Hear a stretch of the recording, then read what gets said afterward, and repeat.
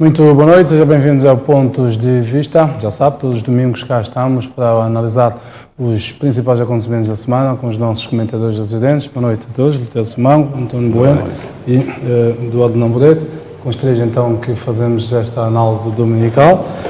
Vamos começar pelos temas da semana. Começo pelo Lutero, escolheu como assunto da semana municípios de Angoche e Ilha de Moçambique reivindicam receitas. Muito boa noite a todos.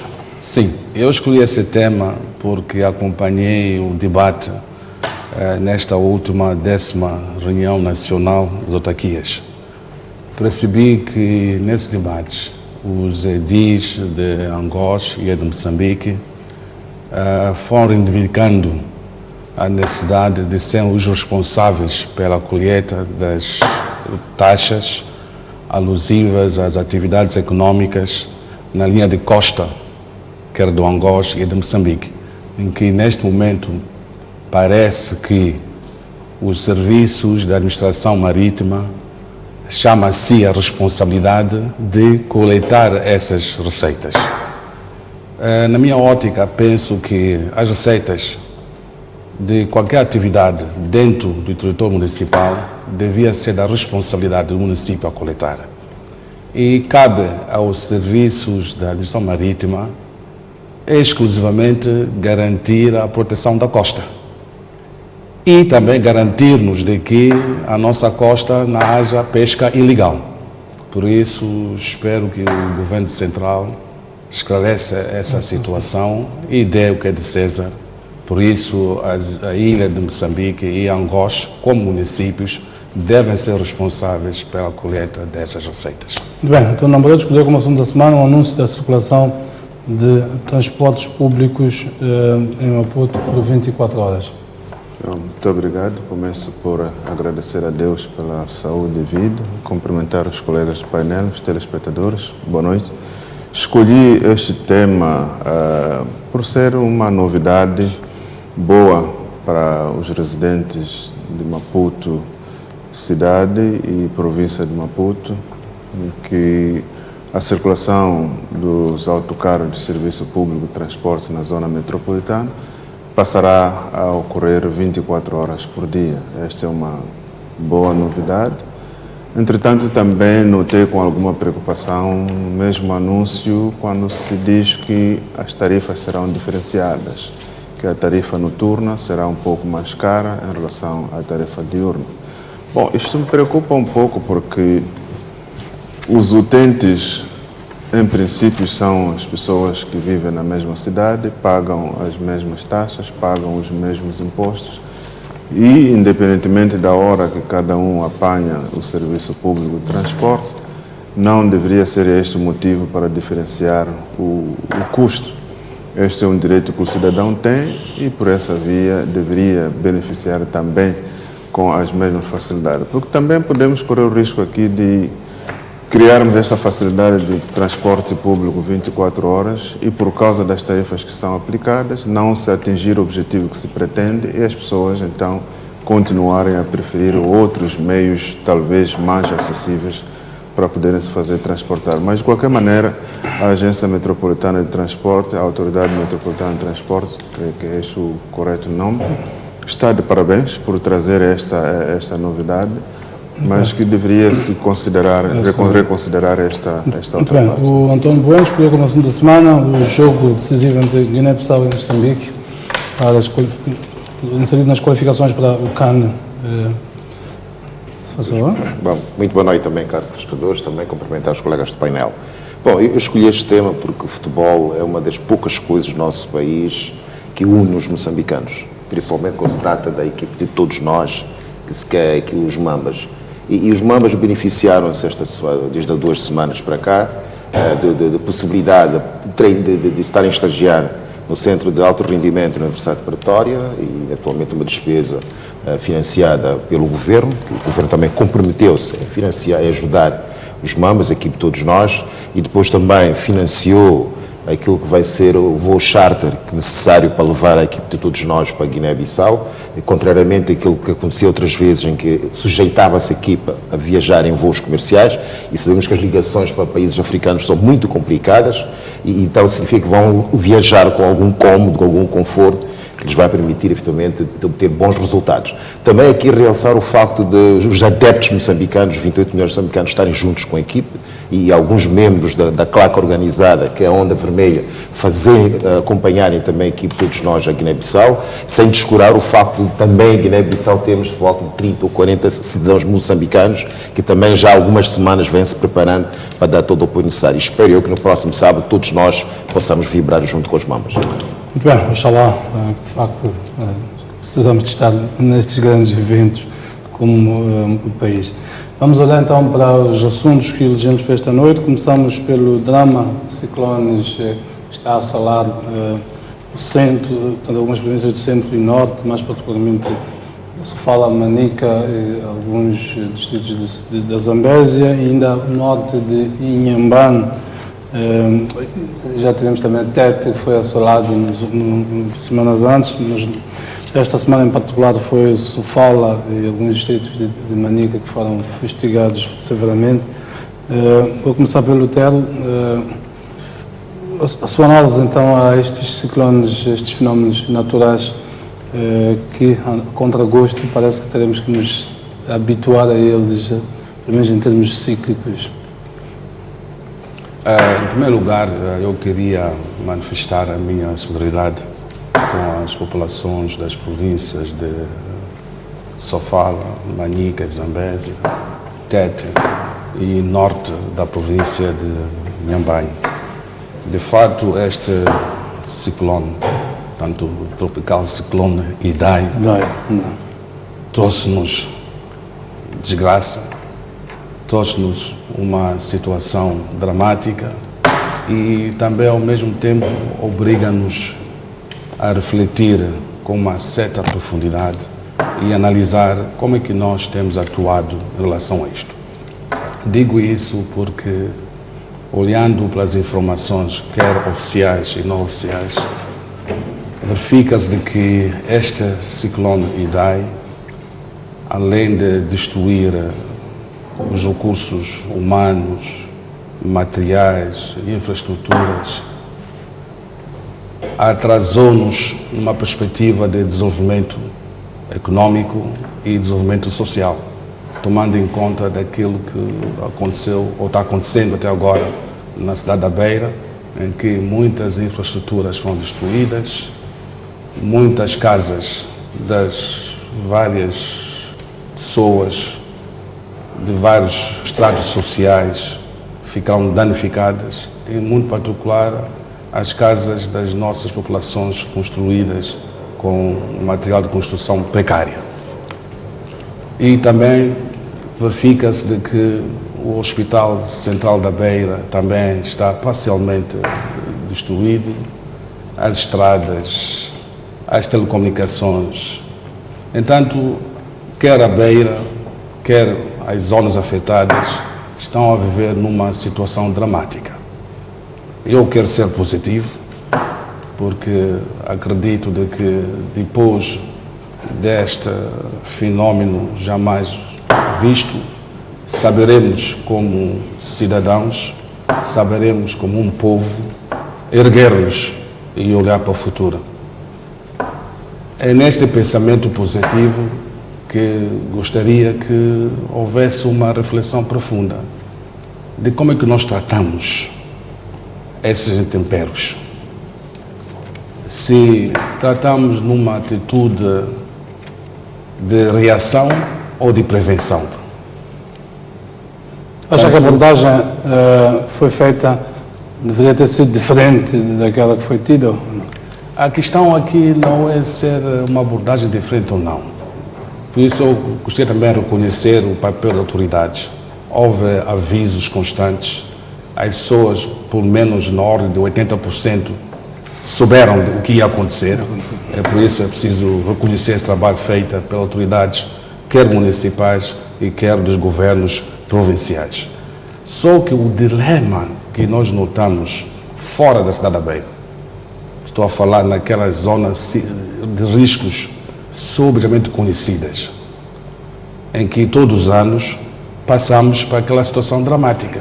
E muitas vezes são as mesmas famílias, são as mesmas pessoas, são as mesmas ações tomadas. Portanto, eu penso, é aqui onde nós temos que refletir seriamente. Vale a pena tomar sempre a mesma atitude em todos os anos? Essa é a pergunta número 1. E a segunda questão, temos que também refletir seriamente a capacidade do nosso Instituto Nacional de Combate a Calamidades. Eles estão lá, sim senhor. Será que têm os meios e equipamentos suficientes para assumir as suas responsabilidades? Daí então se chama a interferência do Ministério da Defesa, do Ministério do Interior e as Forças Armadas e Paramilitares. Por isso eu penso que nós temos que seriamente, depois dessa toda a situação, fazer uma reflexão profunda, o modelo que nós precisamos e também tomar sempre medidas de prevenção. E é óbvio de que, pessoalmente, fiquei triste em saber que o chefe do Estado chegou de viajar mesmo. Vamos falar sobre isso. Estava à espera que ele... Agora, só para finalizar, agora, depois de tudo isso, há que tomar algumas ações. Talvez na segunda parte falarei sobre Vamos falar as ações que tomar para o Deixa-me ver futuro. aqui o Dr. Lambrete, as suas relações sobre estes fenómenos que são uma consequência das mudanças climáticas. Vamos ter que nos habituar, infelizmente, a viver com essas situações. Se calhar este foi o primeiro desta dimensão, mas todos os dias assistimos no mundo inteiro a ciclones devastadores, de facto. Perdas humanas, perdas materiais, enfim, dimensão elevadíssima. Que lições é que acha que nós devemos tirar desta situação? Bom, também permita-me que apresente a minha solidariedade para com as vítimas deste ciclone e dizer que, de facto, esta é uma evidência clara de que o mundo está agora a sofrer as consequências das mudanças climáticas. E isso nos chama a atenção para a mudança de atitudes como cidadãos deste país e do mundo, para que, de facto, situações destas não ocorram. Em relação a este incidente que está a devastar as nossas cidades, províncias, distritos, de facto houve um esforço muito grande no sentido de anunciar a chegada deste ciclone e assegurar-se alguma prevenção básica, porque não se pode travar, é um fenômeno natural que não pode ser travado, mas o simples fato de ter-se conseguido alertar as pessoas para estarem preparadas já foi um sinal positivo. Me preocupou e continua a me preocupar que tenhamos parado apenas no alerta, mas não tenhamos tomado algumas ações muito mais concretas no sentido de se evitar o pior. Já se sabia a dimensão deste ciclone e já se previa o nível de destruição que ele poderia causar. Não é novidade, não é a primeira vez que acontece no mundo, portanto há experiência de outros países em que nas zonas onde se sabe que pela sua própria condição geológica ou pela sua posição haveria danos maiores. E nessas situações faz-se evacuação. Portanto, poderia muito bem termos usado todos os meios disponíveis para evacuar as pessoas das zonas propensas a estragos maiores para outras zonas mais seguras. Isso significa que, se fosse necessário mobilizar todos os recursos que existem na província, nas províncias vizinhas ou mesmo ao nível da capital, para tirar as pessoas daquela zona da cidade da Beira, se fosse necessário evacuar toda a cidade da Beira para um pouco mais abaixo, para Inhambane ou para outros sítios mais seguros, pelo menos por aqueles dias que se sabia que o impacto seria maior, e depois voltava-se para encontrar o que sobrou, o que não sobrou. Nós já vimos situações muito mais dramáticas do que essas em outros países. Alerta-se que haverá este ciclone, haverá este tufão que vai acontecer nos dias X e Y. Evacuam-se as pessoas das zonas que vão ser atingidas para uma zona segura. Passado o ciclone, voltam de novo para recuperar o que ainda for possível. E também fiquei um pouco preocupado porque eu não vi a ação das Forças Armadas.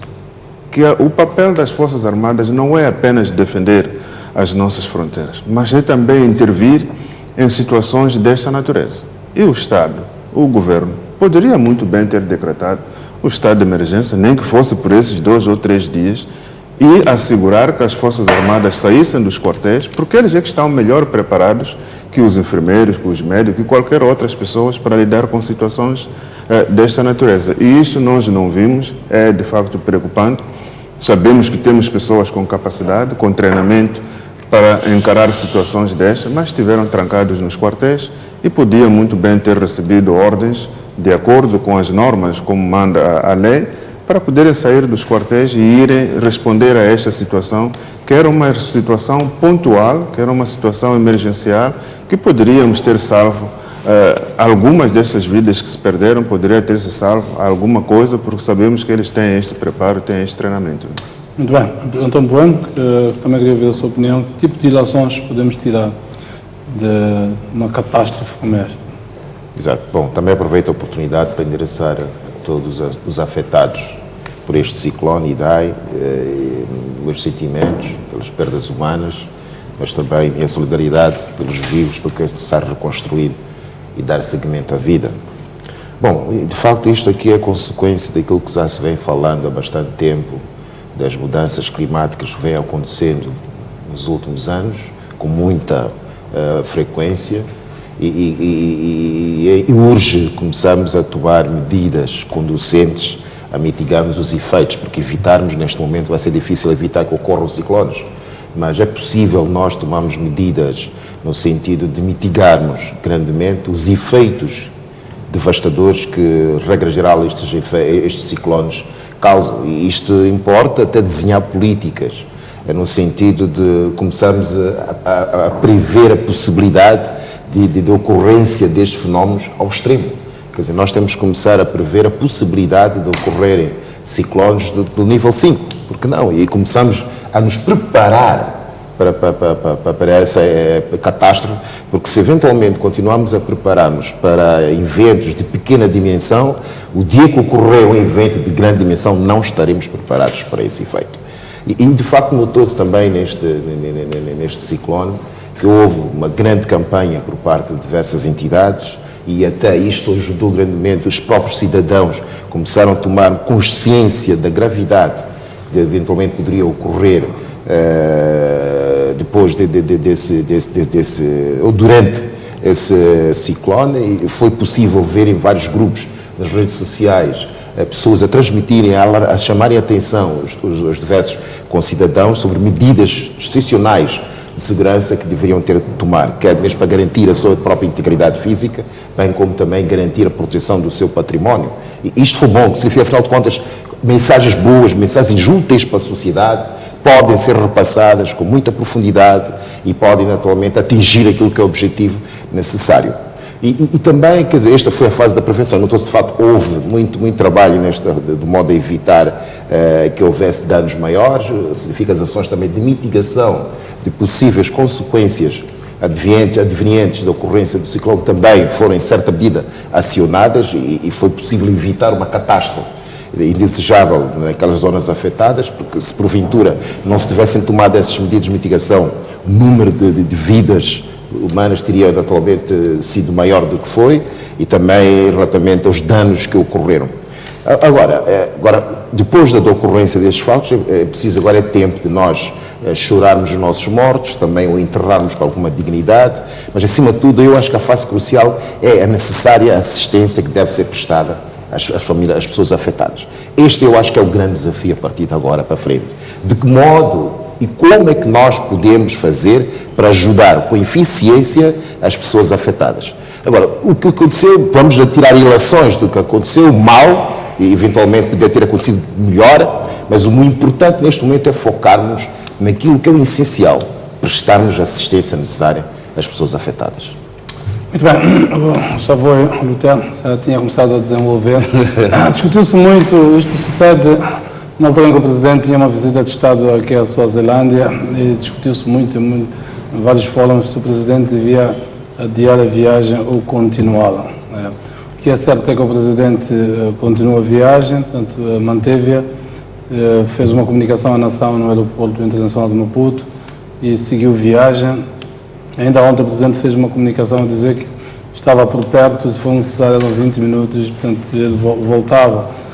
O que é certo, já à noite acabou tomando mesmo a decisão de encurtar a viagem, portanto a visita prolongava-se até o dia de hoje, portanto, encurtou a viagem e marcou já uma viagem, marcou outra viagem já para visitar as províncias afetadas a partir do dia de hoje, com vários ministros, portanto, da área como obras públicas, enfim.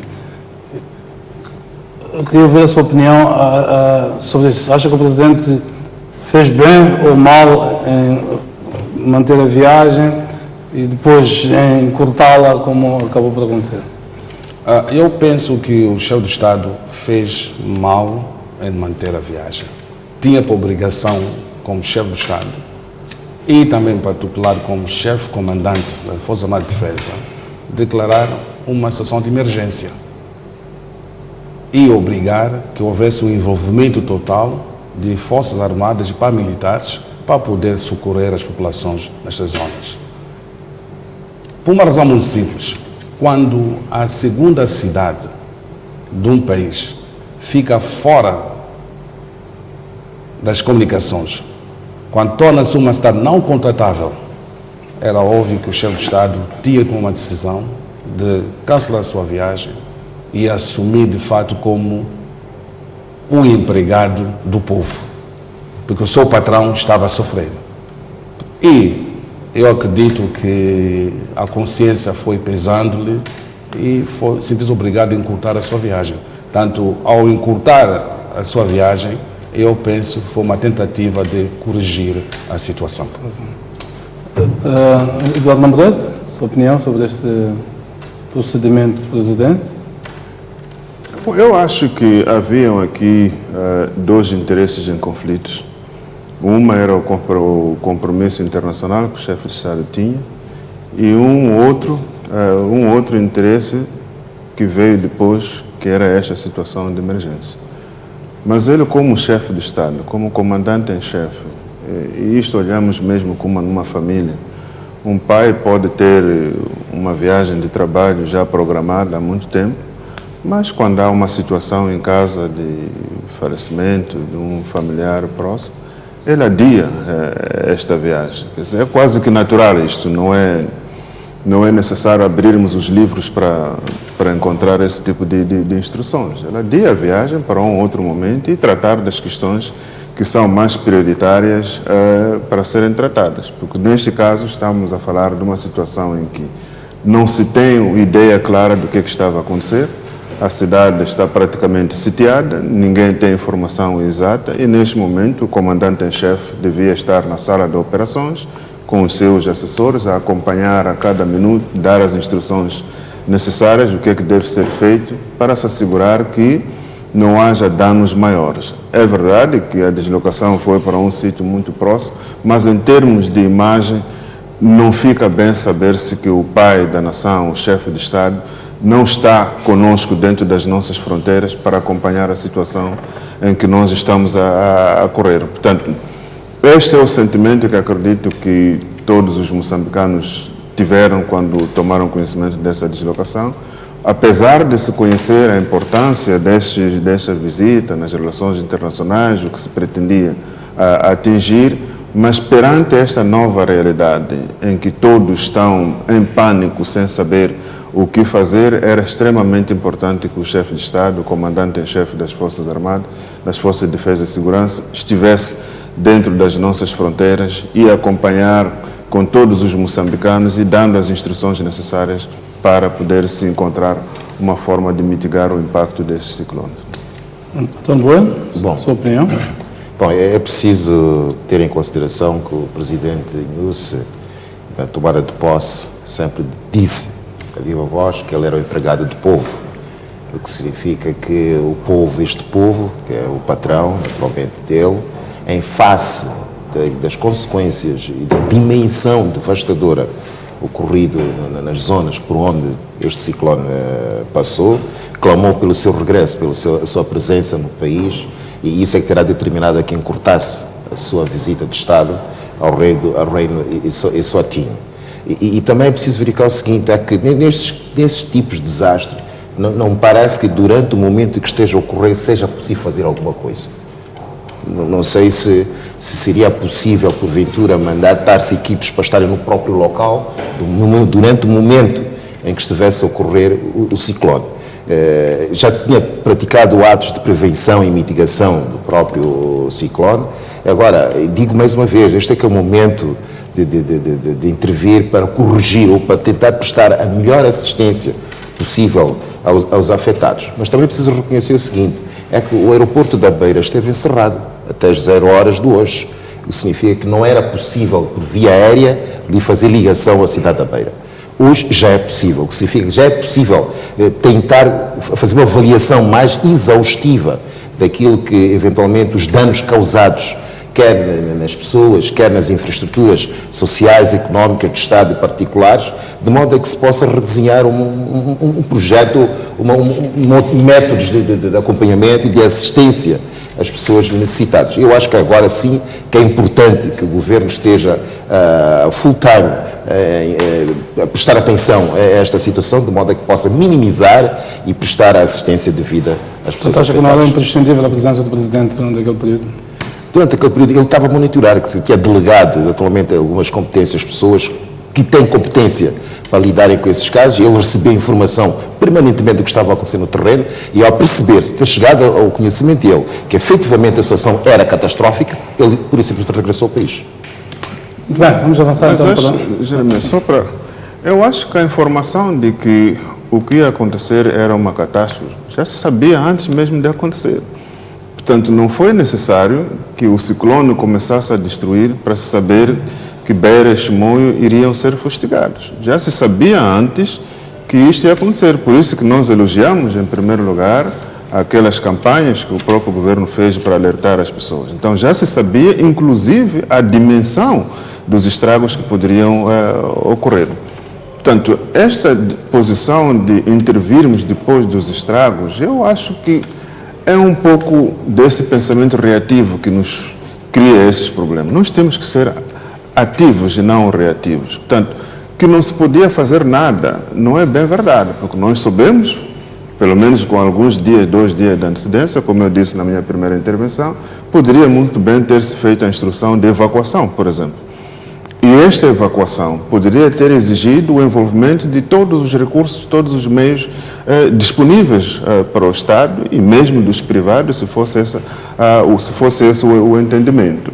Agora, dizermos que não se podia fazer nada, eu acho que não é bem assim. Não, mas eu digo, não fazer nada é durante o momento da ocorrência do ciclone. Não, é que mesmo esse momento. É que mesmo nesses momentos de ocorrência do ciclone, nós não podemos, a não ser que digamos que, olha, o Estado moçambicano em perigo dessa natureza deixa de existir. Não é isso. Há pessoas que são treinadas para operar mesmo naquelas situações difíceis. Mesmo em situação de guerra, em que há balas que se cruzam, há homens que são treinados para não dormir e entrar no campo porque eles foram treinados para operar mesmo em situações dessa natureza. Porque naquele momento em que o ciclone está a ocorrer, há pessoas que estão a morrer. E o Estado não pode dizer que porque ainda está a ocorrer o ciclone, o Estado não pode fazer nada. O Estado tem que estar sempre ativo e há pessoas treinadas para operar mesmo nessas situações de extrema dificuldade. A ideia de não fazer nada é a seguinte, é que o nível de intervenção que supostamente seria desejável durante o momento da ocorrência do ciclone não era possível prestar aquele tipo de assistência. Mas tinha que haver alguma intervenção. A necessidade de garantir-se no mínimo de assistência necessária é imprescindível. Isso sim, é evidente. Mas aquilo que é o volume de assistência necessário, só depois da ocorrência do evento. Não, essa será de recuperação dos danos, Exato. depois dos danos, mas no decurso do próprio ciclone ou do próprio incidente. Há pessoas que estão a morrer, há pessoas que precisam de ajuda, há pessoas que precisam de serem socorridas. E o Estado não pode dizer que enquanto estiver o ciclone a fustigar, nós não podemos fazer nada e as pessoas vão morrendo. Onde é que está o Estado para salvar essas pessoas que no momento que o ciclone está a atacar precisam de ser socorridas, precisam de ser... Há pessoas que estão doentes, há velhos, há crianças que não conseguem se mover, não conseguem correr por si. Neste momento, são ações precisam... preventivas, não são ações Não, preventivas.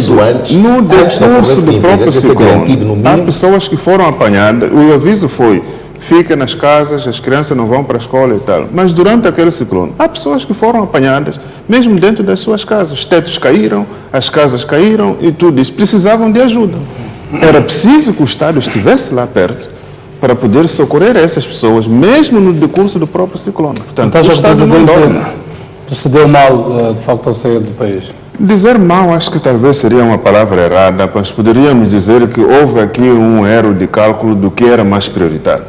Se a prioridade era, de facto, cumprir a agenda internacional ou a prioridade era cumprir com esta agenda nacional de que a expectativa de todos os moçambicanos era ver o pai da nação em casa, para acompanhar o processo com todos nós. Tem algum comentário sobre isso? Bem, está claro, né? O chefe do Estado procedeu mal. Devia estar presente para acompanhar em loco sobre a situação. Agora, essas são águas passadas. Agora, olhando para o futuro, que é muito importante, o ciclone daqui a dias vai desaparecer. Agora, é preciso traçar uma estratégia. Plano de reabilitação. No ramo da reabilitação. Portanto, para mim, seria muito importante que houvesse um levantamento sério, honesto, de tudo que se passou e definir as prioridades de restauração ou da recuperação e, sabendo que o nosso país não tem capacidade financeira para suportar esta grande envergadura de recuperação daquilo que foi destruído, sugiro que se promova, não sei se chamaria uma conferência ou uma reunião regional ou internacional, seja o que for, mas houvesse uma conferência de fato para colocar a questão da recuperação, porque as cidades por si sós, as províncias por si sós e Moçambique por si só não terá capacidade financeira para recuperar aquilo que foi destruído. O desafio interno de estruturarmos entidades para lidar com estas situações. Tudo isso. Se existe uma unidade de proteção civil, preciso claramente dotá-la de competências e meios para intervir nestas situações, porque, repito, isto vai ser cíclico, infelizmente.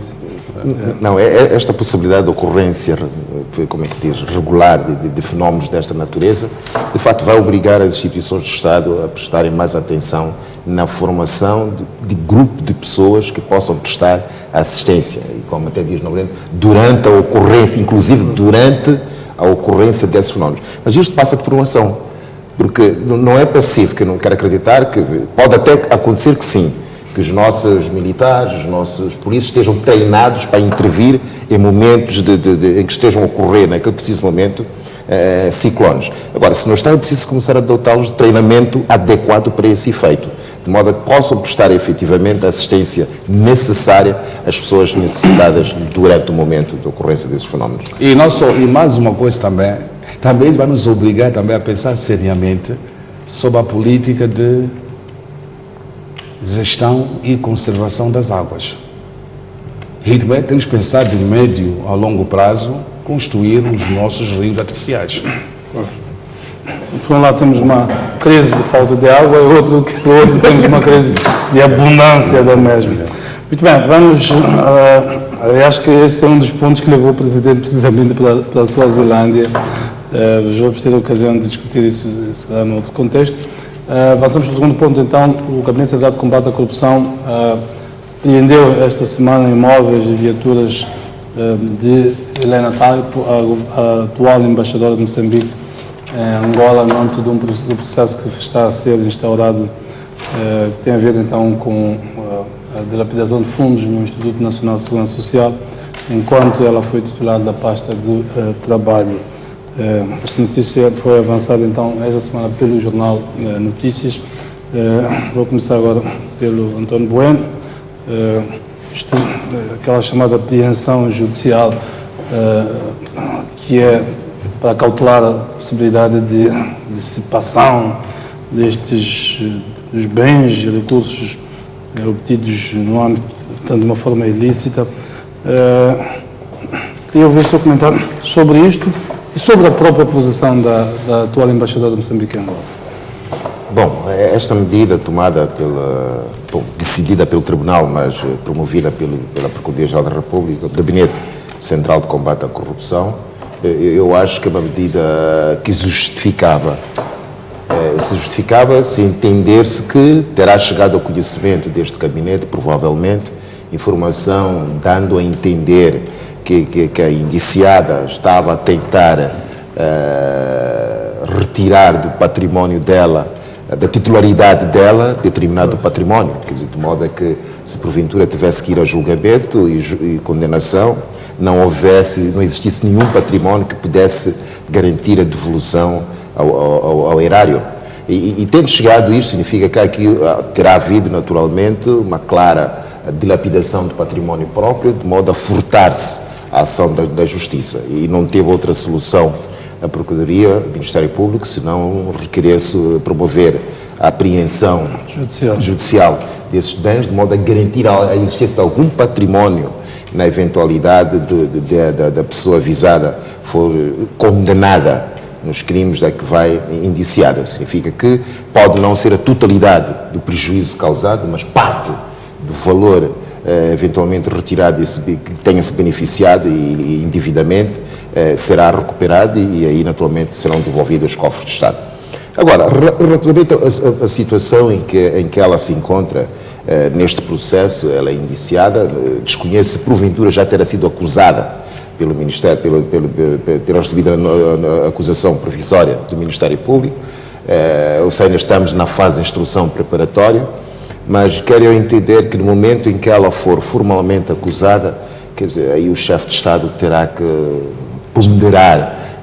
Tens de ter condições políticas para se manter no cargo. Exato, terá que ponderar a possibilidade de selecionar outra pessoa para ocupar aquele cargo, ou se for possível até figura de suspensão do exercício desse cargo, deveria recorrer a essa figura, caso exista naturalmente, de modo a que ela pudesse responder a este processo sem estar a exercer nenhum cargo tão importante quanto é do embaixador da República de Moçambique. Eu estava a levantar esta questão porque, do ponto de vista legal, o Código Penal refere que só existindo pronúncia, quando é um funcionário público, só existindo uma pronúncia é que há obrigatoriedade de cessar funções. Mas esta é a abordagem dos funcionários no global. Portanto, para uma pessoa que exerce um cargo político, a ideia de apreensão judicial de bens, estas notícias vão circular. Ele representa o Estado moçambicano fora. Ora, estou a imaginar na imprensa angolana, toda a gente, olha aquela embaixadora, se venderem dos bens. Que repercussão isto tem para o Estado moçambicano? Não, e se atender para o seguinte, é que ela representa Moçambique na República de Moçambique, na República de Angola. E o presidente angolano também tem tido uma atitude, um discurso contra a corrupção, e não sei se vai ficar bem sentir alguém, um representante de um Estado no seu Estado, que esteja a ser indiciada da prática de crimes de corrupção, quando é essa a bandeira dele, que é a luta contra a corrupção. Eduardo Lambrete, sua leitura a este caso que envolve Helena Taibo? Esta situação, de facto, já havíamos falando sobre isto, e daí que sempre dizíamos que não há aqui uma grande coragem de se dar um passo muito largo. Porque esta situação de termos a embaixadora Helena Taibo a representar Moçambique fora do país, estas revelações do confisco ou da apreensão dos seus bens, não se faz isso quando não há indícios muito fortes de que, de facto, há envolvimento da pessoa nesses atos criminais. Portanto, é um passo muito claro para dizer que ela tem culpa no cartório e que este sinal de apreensão dos seus bens é um pré-julgamento.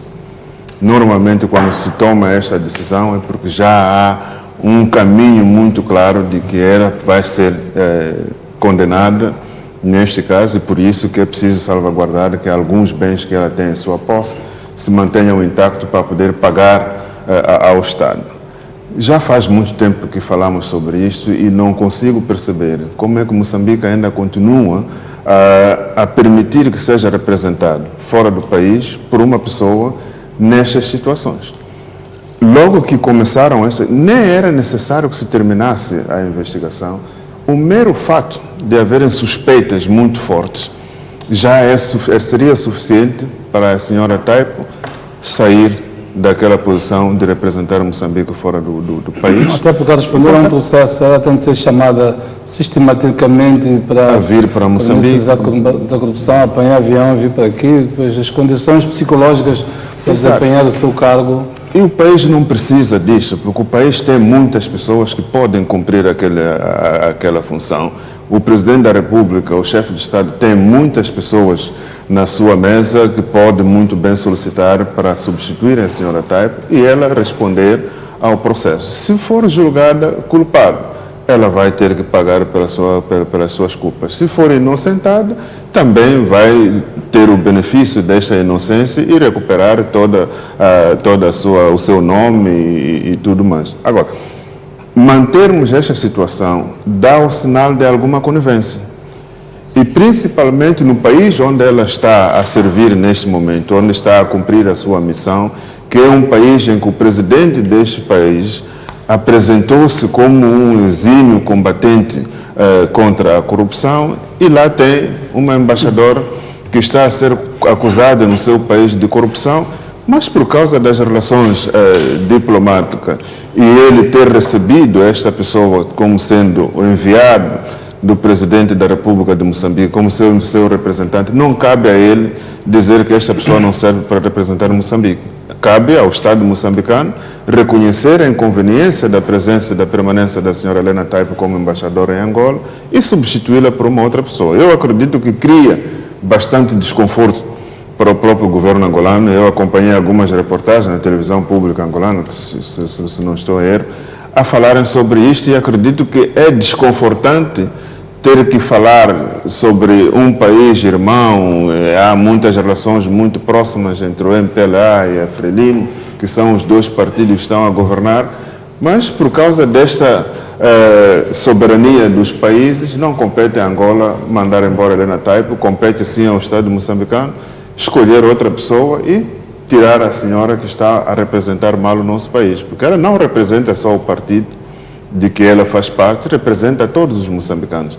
E nos envergonha a todos nós moçambicanos sermos falados lá fora por estarmos a ser representados por alguém que está sendo acusado por casos de corrupção, com evidências bastante fortes dela ter cometido esses casos. Então, eu acredito que, de facto, o chefe de Estado não precisa esperar do julgamento, nem da pronúncia, nem de outros procedimentos legais, porque é um ato meramente administrativo e político, não é um ato jurídico, a exoneração dela das funções de embaixadora. Doutor Simão, sua leitura a este assunto? A leitura é igual que os meus colegas do painel fizeram, e também só salientar que esse problema inicia em 2014, em que ela é acusada juntamente com 7 ou 8 pessoas que desenvolveram esse desvio. Muitas delas eram parte da gestão do INSS. É isso mesmo. Agora, isso tem o seu impacto político, porque, como é sabido, o chefe do Estado, durante a sua campanha eleitoral e também no seu discurso inaugural, elegeu o combate à corrupção como uma das suas bandeiras. Por isso, ele, neste momento, tem a faca e o queijo para cortar. Por isso, sou da opinião de que o chefe do Estado, se quer manter essa chama de combate à corrupção, deve usar as suas competências, demitindo a senhora Helena Taipo como embaixadora, porque ela, já como embaixadora, já não tem essa autoridade moral de representar Moçambique. Até porque é uma situação semelhante, mais ou menos, que envolve até agora a vice-ministra das Finanças. É isso mesmo. A Maria Exaltina Lucas, ela foi exonerada na sequência da sua iniciação no caso, sim. Ainda que ela não conste como arguida no processo criminal, quando está a ocorrer, decorre na Procuradoria, ela está no processo administrativo, portanto, o processo está no Tribunal Administrativo por causa das infrações de âmbito financeiro, infrações de procedimentos, enfim, e pelo facto de ela ter feito parte da administração da Ematum e ter recebido, portanto, salário, violando até a lei de probidade pública. porque ela era vice-ministra na altura. Portanto, o governo, numa posição que foi retirá-la, portanto, exonerá-la. Sim. Pelo menos até o esclarecimento destes assuntos, já não está a acontecer o mesmo relativamente ao caso da Helena Taipa. Mas, se o chefe do Estado não o fizer, está a demonstrar claramente que a senhora Helena Taipa agiu sob um comando superior. E quem é esse comando superior? E daí então esperamos que esse gabinete de combate à corrupção nos diga quem que ordenou a senhora Taipa para sacar os 100 milhões de meticais. Bom, todos dizem que foram ordenados por alguém. Então, cabe a ela própria nos dizer quem que deu essa ordem para ela sacar. Muito bem, vamos avançar para outro ponto. Esta semana tivemos a 16ª Conferência Anual do Setor Privado, o CASP. O Presidente da República, os empresários levantaram questões como a lei de conteúdo local, a necessidade de participação das pequenas e médias empresas no oferecimento de bens e serviços aos grandes projetos que existem no país. Levantaram a questão dos custos de energia e da água. No discurso feito pelo Presidente da CTE, dizia mesmo que o custo de energia e água em Moçambique está acima do praticado na África Austral. O Presidente respondeu a algumas dessas questões sobre o custo de energia e água, disse que era preciso criar uma economia real e sustentável e não baseada em subsídios, como sucedeu durante os 10 anos anteriores à governação de Filipe Nyusi, e anunciou uma reforma fiscal, portanto, nomeadamente a redução da carga fiscal no RPC e IVA, que está em estudo. Portanto, esta reforma fiscal não adiantou os números, mas deu para perceber, no caso do IVA, para o alinhar à região, portanto, já se fala numa redução de 17%, eventualmente para 15% do IVA. Então, são coisas que já estarão em curso e podem ser anunciadas ainda ao longo deste ano. Vou pedir aqui, começo pelo Eduardo Namborete, uma leitura a estas preocupações que foram levantadas aqui nesta CASP. Bom, eu acho que boa parte das preocupações que são levantadas fazem todo sentido, porque a classe empresarial, ela é, na verdade, aquela que é responsável pelo desenvolvimento do país, ela é que movimenta a economia do país, e se ela não tem essas condições, a economia também não pode se mover. É verdade também que não podemos só, a classe empresarial não pode simplesmente estar a reivindicar benefícios para o seu próprio proveito. É preciso também que se comece a pensar nos benefícios também para o próprio país, para a própria sociedade no geral. O pedir a redução dos custos, a redução das tarifas, quando essa redução não vai ter impacto no consumidor final, também é um pouco de desonestidade, porque em muitas situações pode-se responder positivamente às preocupações dos empresários, mas que estas preocupações respondidas não vão ter reflexo. Nós temos visto isso, por exemplo, quando o Banco Central reduz as taxas, e estas reduções não são depois transportadas para os clientes dos bancos. Os bancos é que se beneficiam, mas o cidadão ele já não tem o mesmo benefício. Os bancos sobem as taxas de juros porque dizem que a situação é esta, mas quando o Banco Central reduz, os bancos comerciais já não fazem o mesmo, que é para esta decisão do Banco Central também beneficiar o cidadão. Então, nós temos que olhar para as preocupações dos empresários também à luz daquilo que pode significar benefício para o cidadão. A outra questão que a mim me faz alguma espécie, me preocupa, é que, por exemplo, agora, por causa dos megaprojetos, ouvimos falar muito do conteúdo local para fornecimento de bens para os megaprojetos ou para as multinacionais. E por que não também falarmos de facto, criação de empregos de verdade? Porque uma economia não vai funcionar apenas por prestar serviço à Anadarko ou a outras grandes multinacionais. A economia do país vai funcionar se esta classe empresarial criar, de facto, emprego, criar, de facto, negócios e indústria que vão poder implementar vão poder criar empregos para as pessoas. No caso dos megaprojetos, o argumento da classe empresarial é que só fornecendo serviços e bens é que vai gerar efetivamente empregos. Uma vez estamos a falar de indústrias de capital intensivo, no geral. Isso pode ser verdade, Jeremias, mas também pode não ser 100% verdade. Porque a nossa economia, durante os últimos, posso dizer, mesmo os últimos 20 anos, ela funciona na base de compra e venda. O que nós vamos assistir, mesmo nesse conteúdo local, é que essa classe empresarial que está a reivindicar o fornecimento de bens e serviços a essas empresas não vão produzir no país. E por isso não vão criar nenhum emprego. Vão simplesmente comprar na África do Sul, ou vão comprar na Índia, ou vão comprar na China, para poderem depois fornecer esses serviços. É isso que eu estou a criticar.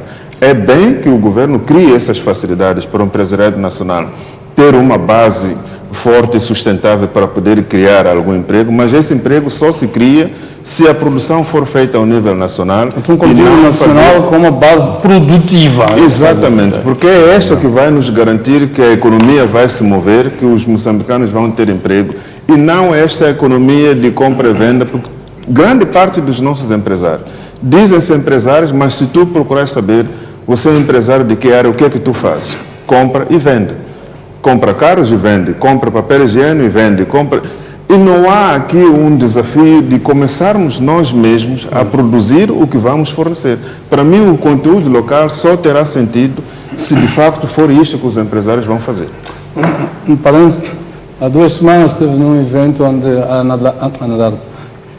Vale fez a apresentação daquilo na área alimentar, portanto, naquilo que são as necessidades alimentares internas para os trabalhadores. Numa lista da volta de 17, 18 produtos, apenas uns 3 é que tinham fornecimento 100% de nacionais. Nacionais significa de moçambicanos, não necessariamente produzidos em Moçambique. Os outros 13, 14 produtos, margem nacional, incluindo nacionalidade do fornecedor, era 30%, máximo eram 40%. Não significando que esses 30 são produzidos localmente. Estamos a falar da nacionalidade dos fornecedores. Ou seja, 60%, 70% da esmagadora maioria dos produtos vinham claramente de fornecedores e de países de fora. Significa que nós nos degladiamos naqueles 30% entre fornecimentos feitos por moçambicanos, vão buscar a África do Sul, a outros países, sendo que a margem de facto nacional deve ser ainda mais baixa do que aqueles números. E este conteúdo local será no nome apenas, porque só vai beneficiar aquele empresário que tem o esquema de importação e distribuição aqui no país, mas não será efetivamente um conteúdo nacional que terá impacto na economia nacional em termos de criação de empregos, geração de novos empregos, envolvimento dos próprios moçambicanos nos benefícios que estes negócios podem criar. Portanto, António Bueno, queria ouvir o seu comentário sobre isto e as várias coisas que foram discutidas nesta conferência. Bom, eu considero até legítimas as reivindicações feitas pelo CTA na perspectiva, naturalmente, de empresários. Quer dizer, eles, naturalmente, vão tudo fazer ou tentar fazer no sentido de garantir, de obter o máximo de lucro possível, naturalmente, com o mínimo de custos que isso eventualmente acarreta. E eles têm, naturalmente, formas de exercer alguma pressão sobre a governação, no sentido de serem adotadas políticas que possam acomodar, em certa medida, as suas pretensões, porque, na perspectiva dos empresários, isso é que vai tornar Moçambique, criar um bom ambiente para se fazer negócio em Moçambique, e é isso que se pretende, né? Que a economia efetivamente esteja a pulsar no sentido de garantir algum desenvolvimento económico para este país. Mas também, e considero até muito acertada a intervenção do Presidente da República, ao ter rebatido, ter esclarecido alguns, e considero até equívocos levantados nas reivindicações da CTA, porque efetivamente, e como muito bem diz o Namborete, quer dizer, nós temos de facto criar uma classe empresarial produtiva, quer dizer, nós temos, infelizmente, uma classe empresarial intermediária, quer dizer, estamos aqui para ser intermediários de outros produtores e de muitos consumidores. E isso não traz valor nenhum para a nossa economia em Moçambique. E ainda bem que vai se rever agora a possibilidade de redução do IRPC e também do IVA. E eu acho que este é o momento em que o governo deveria escolher para dar de uma vez por todas aquilo que é a orientação para o desenvolvimento económico deste país. O que é que nós pretendemos neste país? Pretendemos criar uma legião de intermediários ou queremos criar uma legião de produtores? E aqui pode-se usar até a política fiscal no sentido de eventualmente reduzir ainda mais a carga fiscal para quem efetivamente vai produzir. É isso que nós queremos que o Estado faça, incentivar a produção, na criação de empresas, de empresas agropecuárias, seja lá o que for, mas tudo aquilo que signifique produção, a carga fiscal a essa atividade deve ser o mínimo possível. De modo a que as pessoas, os empresários, ou os capitalistas, ou quem tem alguma poupança, possa efetivamente investir nessas áreas. Agora, aquelas áreas em que é só para ser intermediário, a carga fiscal deve ser um pouco mais elevada. Porque aí praticamente até não há muito investimento a fazer. E quer dizer, a pessoa apenas é conhecer os mercados onde ir buscar produtos lá fora, trazê-los para cá e distribuir. E isso, de facto, não traz riqueza nenhuma ao país, ou se traz a mínima. Agora, se alguém investe numa fábrica, numa pequena indústria, é só imaginar o número de trabalhadores que ele vai conseguir pagar, empregar e pagar salário condigno. Quer dizer, imagina a riqueza que pode criar naquelas comunidades que estão ali próximas daquele empreendimento. Então, é isso que eu acho que o Estado deve incentivar grandemente. Porque, muito bem, isso foi a questão da Val, mas de certeza quando começaram, isto é uma fase já adiantada, aqueles projetos de gás em Cabo Delgado, média por mês estarão lá 8.000 pessoas. Vão ter 3 refeições ao dia. E nós não estamos, eu digo, o nosso empresariado não está a preparar-se para poder servir as 8.000 pessoas dia. Foi um pouco esta tónica, na verdade, a resposta do Presidente, dizer que não haverá uma decisão administrativa de fornecimentos. As empresas terão de se capacitar para conseguirem fornecer os serviços a estas empresas, porque elas têm estándares elevadíssimos e querem mantê-los. Não vão aceitar um produtor de frangos, portanto, um fornecedor de frangos, que eles querem, vamos lá, 50 toneladas por semana, e ele só consegue produzir na primeira semana e na segunda já não consegue, na terceira não consegue. Estamos nestes dilemas, qual deve ser o papel do Estado para induzir a criação da capacidade destas empresas versus as oportunidades que estão a surgir no dia a dia nestas multinacionais.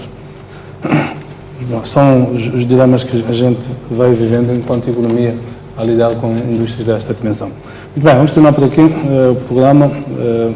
A esperança então de nos voltarmos a encontrar aqui para a próxima semana em termos de pontos de vista. Para si que nos acompanhou, um prazer, boa noite, até domingo.